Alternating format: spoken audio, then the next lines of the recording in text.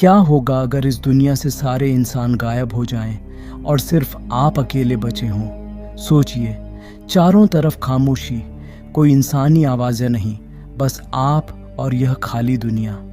अब सवाल यह है कि अगर आप अकेले इस दुनिया में जिंदा हों तो आप क्या करेंगे? डरेंगे या इस नए अकेलेपन का सामना करेंगे? आज की फिल्म में कुछ ऐसा ही होता है, जहां एक शख्स अचानक खुद को एक ऐसी दुनिया में पाता है जहां कोई इंसान नहीं है। उसकी हर एक सांस में अकेलापन और हर कदम पर खतरनाक सच्चाई इंतज़ार कर रही है। क्या वह इस अजीब दुनिया में सरवाइव कर पाएगा या उसकी ये अकेली यात्रा उसे पागल कर देगी? चलिए देखते हैं इस रहस्यमयी कहानी को, जो आपको सोचने पर मजबूर कर देगी कि अगर आप अकेले होते तो क्या करते। कहानी की शुरुआत एक सुनसान और वीरान दुनिया से होती है, जहां इंसान एक भयानक इन्फेक्शन के शिकार हो चुके हैं। इस इन्फेक्शन ने इंसानों को तो मार डाला, लेकिन जानवरों पर इसका कोई असर नहीं हुआ। अब सड़कों पर ट्रैफिक नहीं है, फैक्ट्रियां बंद हो गई हैं और कई वर्षों तक प्रदूषण न होने के कारण प्रकृति ने धरती को पुनर्जीवित कर दिया है। हर तरफ हरियाली फैलने लगी है और जानवर इस नई दुनिया में आराम से जीवन जी रहे हैं। इस वीरान दुनिया में कुछ लोग ही बचे हैं जो सरवाइव करना जानते हैं, जिनमें एक मुख्य पात्र एडी है। एडी का बचपन उसकी माँ के साथ बीता, लेकिन उस भयानक इन्फेक्शन ने उसकी माँ को भी छीन लिया। एडी के अंकल उसे बचपन से सर्वाइवल की किताबें भेजते रहे, जिनकी मदद से एडी आज जीवित है। वह अब अपने घर में नहीं रह सकता क्योंकि उसका घर कबाड़ में तब्दील हो चुका है। वह अपने घर के बाहर एक छोटे से बंकर में रहता है, जहां उसके पास खाने पीने का थोड़ा सामान है, लेकिन वह ज़्यादा समय तक नहीं चलने वाला। इसीलिए हर रोज़ वह अपनी साइकिल पर बैठकर आसपास के इलाके में खाने और ज़रूरत की चीज़ें खोजने निकलता है। इस दौरान घरों के अंदर लाशों का मिलना उसके लिए आम बात हो गई है। एडी अपने इलाके में अकेला है और उसने अपने इलाके का हर कोना छान लिया है, लेकिन अब उसके पास ज़रूरत का सामान ख़त्म हो चुका है। उसे डर है कि अगर वह दूर जाएगा तो भूख के मारे कोई इंसान उसे मारकर खा सकता है। एडी अपनी ज़िंदगी से बेहद बोर हो चुका है। उसके पास न तो मोबाइल है और न ही बिजली, इसलिए वह समय बिताने के लिए गार्डनिंग करता है। थोड़ी मेहनत के बाद वह कुछ सब्जियां उगा लेता है और इसके लिए बहुत खुश होता है। एक रात जब वह चांद के नीचे लेटा होता है तो उसे अजीब आवाज़ें सुनाई देती हैं। वह डरकर अपने बंकर में वापस चला जाता है। सुबह रोज़ की तरह वह अपनी साइकिल लेता है और ज़रूरत का सामान खोजने निकलता है। उसे एक घर की छत पर छोटा सा सोलर पैनल मिलता है, जिसे देखकर वह बहुत खुश होता है। वह उसे घर लेकर आता है और उससे अपना फ़ोन चार्ज करता है। फ़ोन चार्ज होने के बाद वह गाने सुनता है, लेकिन थोड़ी देर बाद अपनी माँ की वीडियो देखकर बहुत उदास हो जाता है। कुछ समय बाद जब वह गार्डन में जाता है तो पता चलता है कि रात में जो आवाज़ें उसने सुनी थीं वे जानवरों की थीं और उन जानवरों ने उसकी सारी सब्जियां बर्बाद कर दी हैं। यह देखकर उसकी सारी उम्मीदें टूट जाती हैं। वह बीज इकट्ठा कर लेता है और नई सब्जियां उगाने की कोशिश करता है, लेकिन उसके धैर्य का अंत हो जाता है और गुस्से में वह अपनी ही टांग पर कुल्हाड़ी मार लेता है। उसके घाव से खून निकलता है, जिससे संक्रमण का खतरा बढ़ जाता है। इसीलिए वह अपनी सर्वाइवल किताबों में से कुछ तरीके निकालकर अपने लिए दवा बनाता है और ज़ख्म पर लगाता है। रात में अपनी आंटी और अंकल की तस्वीर देखकर वह सोचता है कि वे भी जिंदा होंगे और उसे सरवाइव करने की प्रेरणा देते हैं। वह सोचता है कि क्यों न वह उनके पास चला जाए, लेकिन साइकिल से यह करना मुश्किल है। वह एक रोड मैप बनाता है और अपने अंकल के घर पहुंचने का रास्ता तय करता है।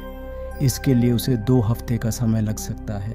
अगली सुबह वह घर छोड़ने के लिए तैयार होता है। वह रोज़ सुबह से शाम तक साइकिल चलाता और रात में सो जाता था। खाने की चीज़ें उसके पास सीमित थीं, लेकिन वह अपने रास्ते में कुछ भी इकट्ठा कर लेता था।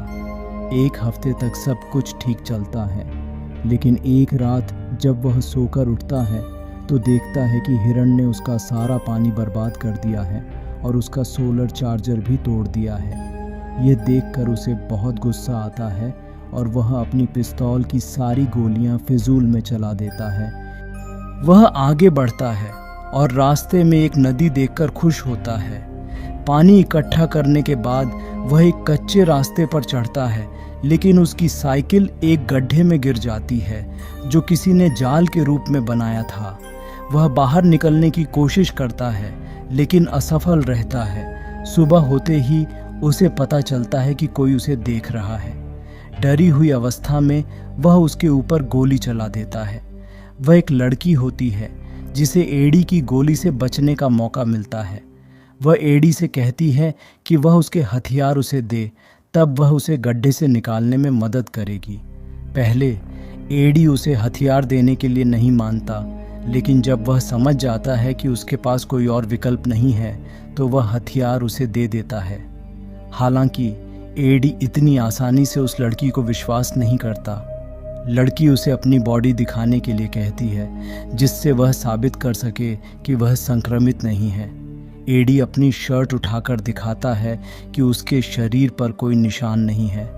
लड़की भी ऐसा ही करती है और एडी को गड्ढे से निकाल लेती है। फिर लड़की एवा एडी से कहती है कि उसे गोलियां वापस दे। एडी इनकार कर देता है। वे दोनों सो जाते हैं, लेकिन सुबह जब एडी उठता है तो देखता है कि एवा उसके गले पर चाकू रखे हुए है। वह गोलियों के बारे में पूछती है और जब एडी बताता है तो एवा गोलियां लेकर भाग जाती है। एडी को समझ नहीं आता कि एवा ने ऐसा क्यों किया। फिर उसे 3 इंसानों की आवाज़ें सुनाई देती हैं और उसे समझ आता है कि एवा इनसे बचकर भागी थी।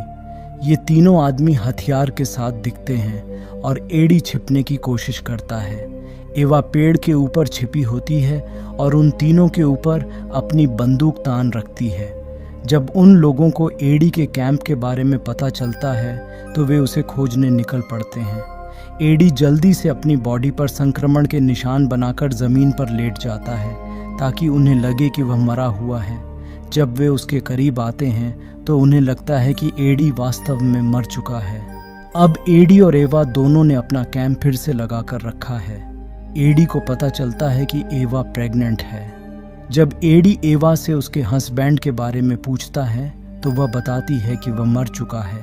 फिर दोनों उन तीनों आदमियों से बचने के लिए एक खंडहर में छिप जाते हैं। एडी दूर से जाकर 2 साइकिलों का इंतज़ाम करता है और एवा को अपने साथ ले जाने का फैसला करता है।